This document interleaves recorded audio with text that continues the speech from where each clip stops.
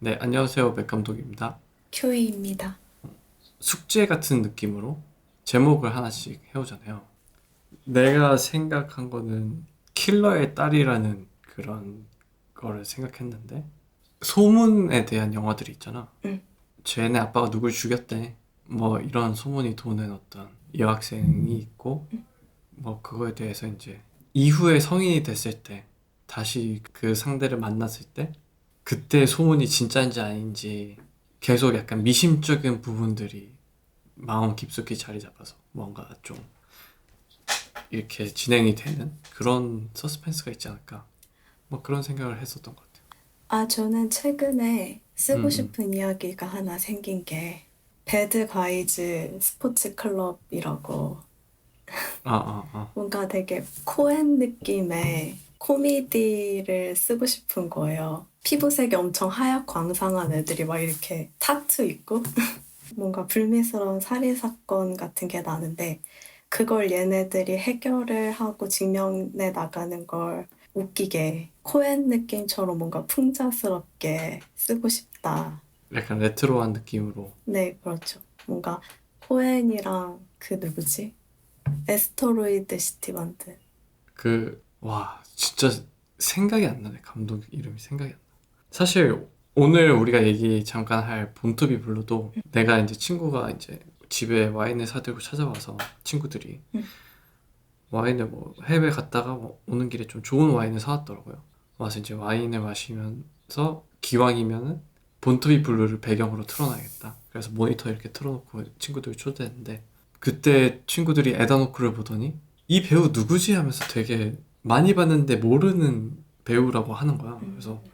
내가 되게 의아한 표정을 지으면서 아니 너네 문화생활을 도대체 하는 거냐 안 하는 거냐 약간 이렇게 되게 꼽을 줬는데 근데 정답이 뭐야? 라고 물어보는데 나도 에다노크 이름이 생각이 안 나는 거야 그때.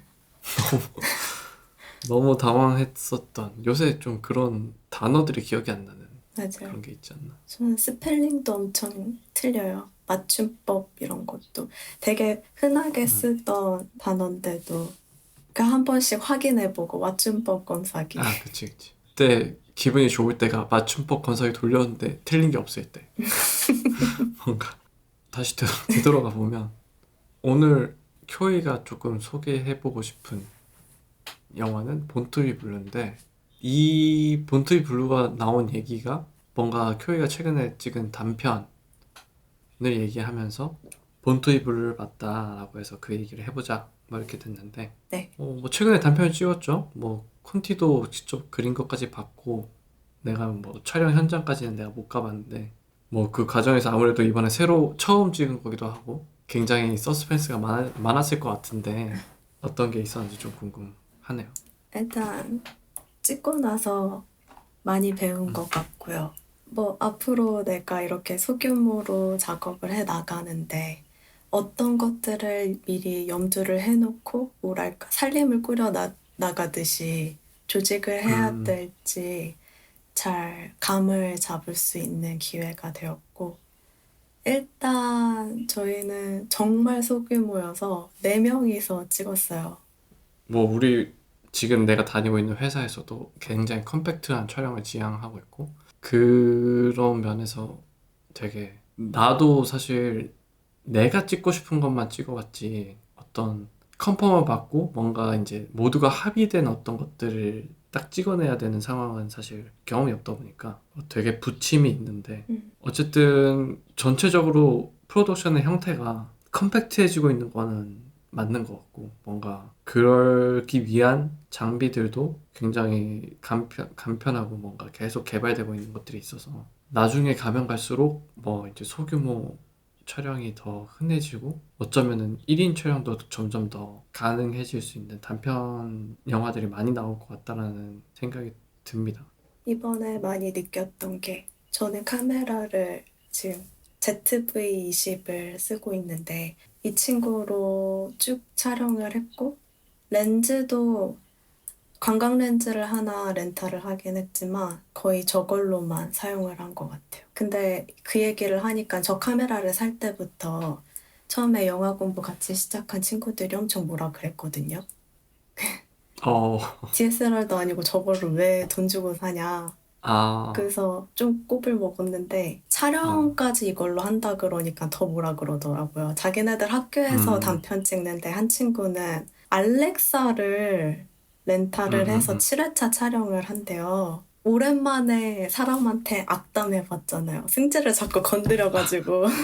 아, 근데 뭐 사실 비쌀수록 좋은 거는 당연히 맞는 것 같고 이거를 샀던 이유도 최대한 좀 많은 경험을 쌓으려고 산 거고 이번에도 그렇게 한 거잖아요. 다 예산에 맞춰서 뭐 그렇게 하는 거지 않나. 그 릴리스가 있어요. 뭐, 그 쿠엔틴 타란티노의 예산의 어떤 성장을 보여주면서 근데 다 같은 컷을 찍은 다 비슷하고 같은 차 안에서의 장면을 계속 연달아 이어가면서 예산이 증가하는 모습을 음. 보여주는 그 릴스가 있는데 그게 되게 인상적이었는데 뭐 그런 게 아닐까. 이 친구 이름이 있어요. 이름은 어? 알렉사보다 더 대단해요. 아 그래? 보이 잡스 505라고. 뭐라고? 보이 잡스 505. 데이비드 보이랑 스티브 잡스를 합쳐서 505는 뭐죠? SOS. 숫자 SOS. 505를 아, 전자식으로 쓰면 SOS로. 그들에게 도움을 청한다 약간 이런 느낌. 그렇죠. 그들 합쳐놓으면 이제 막강한 뭔가를 받을 수 있지 않을까. 네. 네. 서스펜스가 있었다면 오히려 그런 부분이 서스펜스가 있었네. 그걸로 촬영을 하면 되냐 안 되냐에 대한 음. 친구들의. 뭐 어쨌든 이번에 되게 힘들어했던 부분이 어떻게 그 촬영할 때 어떻게 이제 인물한테 색감을 부여할지 톤 앤 매너를 어떻게 가져갈지 비주얼적으로 뭔가 그거를 되게 고민을 많이 했다라고 들었는데 뭐 이제 그 과정에서 얘기하다가 나온 게 본토이 블루였죠. 그래서 어떤 블루라는 그 감각 그걸 가지고 오고 싶어서 그 영화를 보게 된 건가요? 뭔가 캐릭터의 세계를 구축을 해야 되는데 너무 이게 어떻게 해야 될지 고민이 되는 거예요. 근데 넷플릭스에 본투비 블루가 계속 추천으로 떴었어요.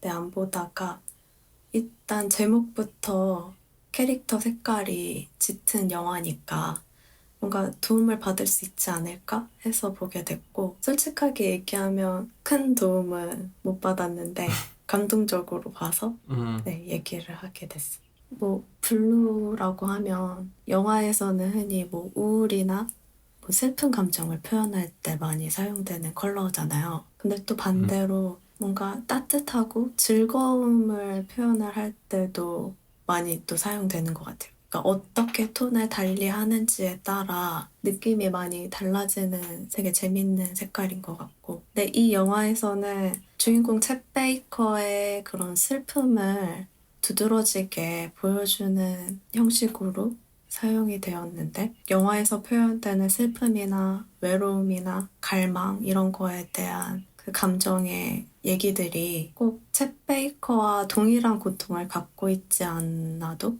모두가 공감할 수 있는 감정으로 표현되지 않았나 그런 생각이 들었습니다.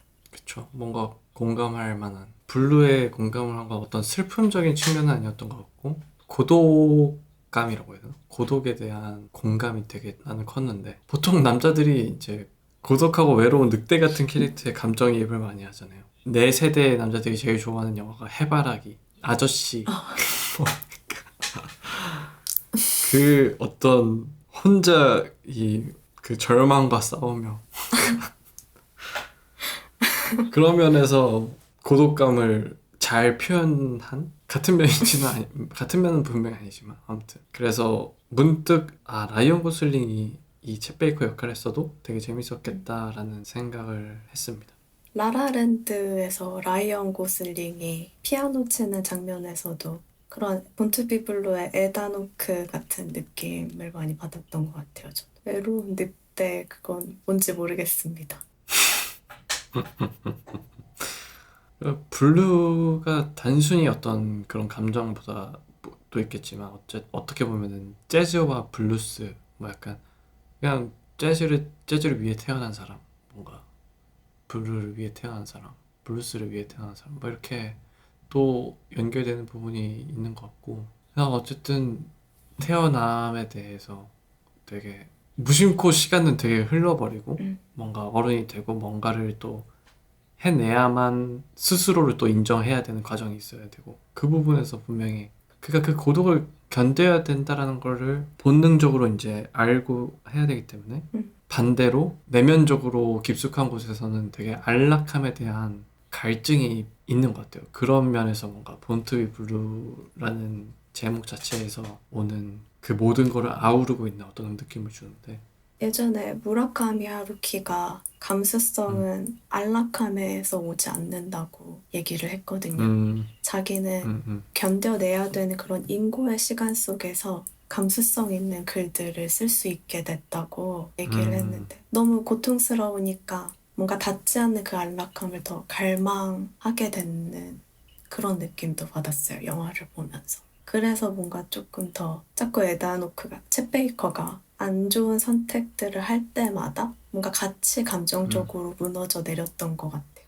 뭐 본투비 블루를 보면서 그런 얘기 했잖아. 소설가 이상이 푸른 벽지 속에 있는 모습이 떠올랐다고 했는데 그런 생각은 또 어떻게 거기까지 닿게 된 건지. 영화 시작에 꼭 엄마 자궁으로 돌아간 느낌이야. 이런 대사가 나와요. 그걸 보고서 자연스럽게 이상의 날개라는 소설이 생각난 것 같아요. 주인공이 있는 방 안이 저는 텍스트를 읽으면서 꼭 엄마 자궁 속에 있는 것 같다.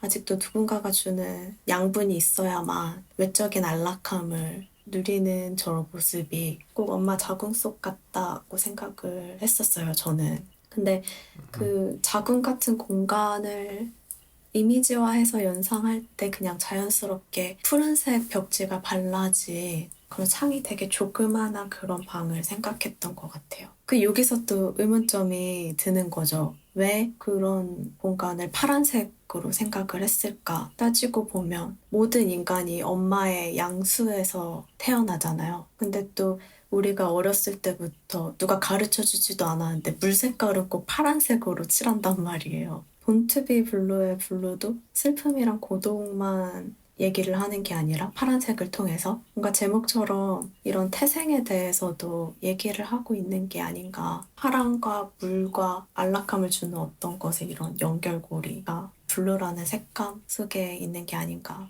그런 짧은 생각을 해봤어요.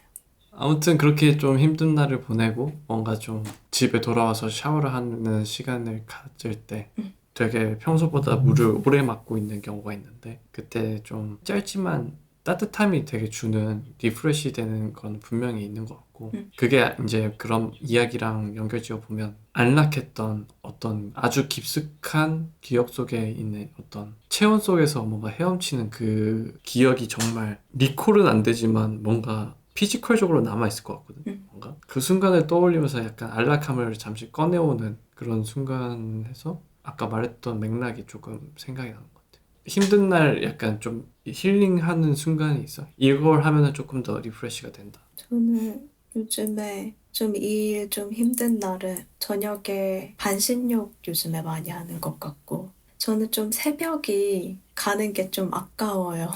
막 너무 졸리고 눈이 계속 감기는데도 뭔가 이 시간이 그냥 없어지는 게 너무 아쉬워가지고 책 한 줄이라도 새벽에 조금 더 읽으려고 하고 근데 물론 피곤하니까 자정 넘으면 그냥 나도 모르게 자버리는 게 다반사인데 저녁에 완전 깜깜할 때 스탠드 하나 켜놓고서 책 읽거나 뭐 일기를 쓰거나 그러는 게 가장 편안한 것 같아요. 물이랑은 크게 상관이 없네요.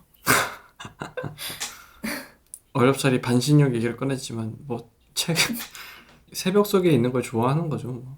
반신욕을 하면서 노르웨이 숲을 다 읽었어요. 아, 저걸 사놓고서 계속 한 챕터 읽고서 몇 개월 또 지나고 이런 식으로 있었는데 딱 물에 들어가서 읽으니까 쭉 읽어지더라고요. 좀 짧게 써주셨으면 좋겠어요. 몸이 퉁퉁 불었겠는데? 물론 하루 만에 다 되진 않았지만 그 며칠. 아, 근데 저 다음 음, 얘기를 읽고 싶어서 물을 받았던 것도 음, 있어요. 그냥 앉아서는 안 읽히니까 물을 음, 받고 음, 이런 거죠. 음, 그러니까 그런 안락함이 있어야지 다 읽혀지는 책입니다. 그래서 아, 저처럼 노르웨이의 숲을 중간에 계속 덮어두셨던 분들은 반신욕하면서 읽어보셨으면 좋겠어요. 그쵸. 뭐 슬슬 마무리를 하면은 이 영화에서 어떤 서스펜스를 얘기할 수 있다면 뭐가 있을까요? 장면적, 이야기적으로 봤을 때 챗 베이커가 재기를 앞두고 무대에 서기 전에 대기실 장면인 것 같아요. 그때 음, 제인이 영화 오디션을 보러 가야 돼가지고 못 온다고 그렇게 챗 베이커한테 못을 박아놓거든요. 근데 그녀가 없으면은 이 사람은 안심을 하고 무대를 할 수 없는 사람이에요. 그러니까 다시 약을 찾는 거죠. 오랜만에 그렇게 긴장을 하면서 영화를 봤던 것 같아요.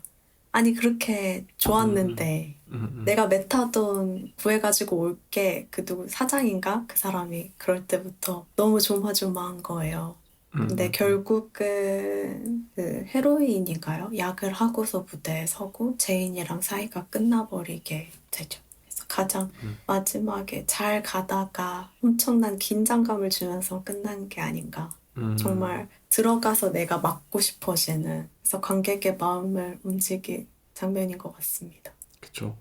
뭔가 그런 면에서 구성을 잘한 것 같은 게 굉장히 사실 헤어질 결심도 그랬고 음, 뭔가 이 본투비 블루 같은 어떤 이런 영화들의 공통점은 뭔가 미결로 남기거나 낙차를 크게 만들어 놓고 툭 떨어뜨리는 그 지점들이 굉장히 공허함이 슬픔이 막 같이 밀려오면서 이렇게 끝나는 것들이 되게 상처가 관객들도 남으면서 뭔가 어쨌든 한 2시간 동안 쌓은 잠깐의 그 유대감이 음, 뭔가 그 챗 베이커라는 인물 캐릭터를 되게 이해하게 하고 사랑에 빠지게 하는데 슬픔의 경험으로 남기게 하면서 감정이 남는 그런 영화라서 되게 그런 지점에서 선택들이 서스펜스가 되게 강하지 않았나 뭐 그런 얘기를 할 수 있었습니다. 네, 뭐 네 이 정도입니다.